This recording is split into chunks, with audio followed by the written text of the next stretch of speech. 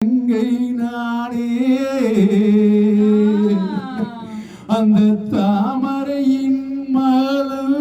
நானே ஐயோ அண்ணரும் ஆண்டாங்களே ஐயோ இத்தளவு வேணுமுங்க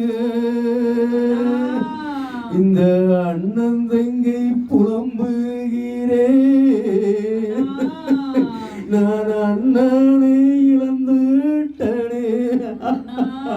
ஐயோ என் அண்ணன் வேணும் அம்மா